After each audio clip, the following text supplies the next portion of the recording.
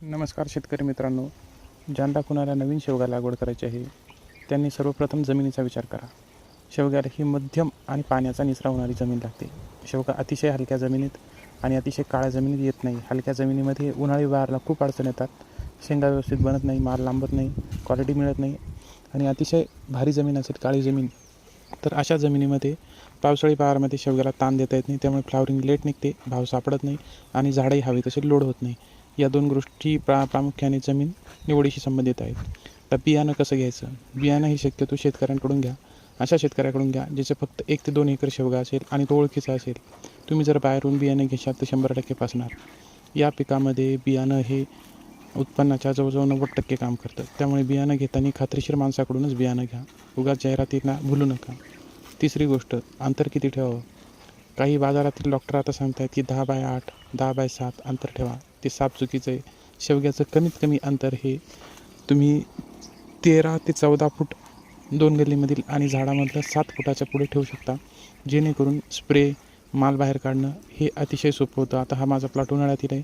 माझं अंतर 14x7ची लागवड आहे, तरीही झाडाला झाड भेटले. तेव्हाच पावसाळ्यात तुम्ही विचार करा की झाडाची स्थिती कशी होत असेल आणि माल बाहेर कसा काढायचा. या गोष्टींनी प्रामुख्याने तुम्ही विचार करायला हवा. बाजारात नवीन डॉक्टर आले आहेत, त्यांचे म्हणणे ऐकू नका.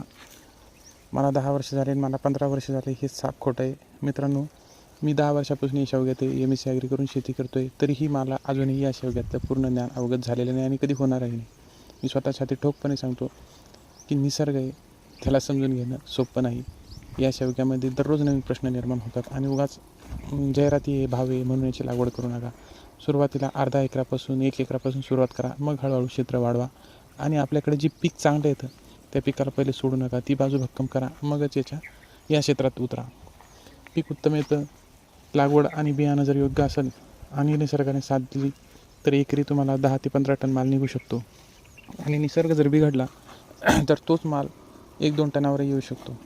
वर्षाला 2 सीझन असतात, एक उन्हाळा बहार, एक पावसाळी बहार. दोन्ही सीझनमध्ये जर मध्यम प्रकारची माती असेल तर उत्तम उत्पन्न निघू शकतं. उन्हाळा बहारासाठी मात्र शेवगा कोरडवाहू पीक आहे आणि थोडा पाण्यावर जमून जाईल असं अजिबात चालत नाही. उन्हाळा बहारामध्ये सुद्धा शेवग्याला साधारण रोज 3 तास पाणी तरी लागतं.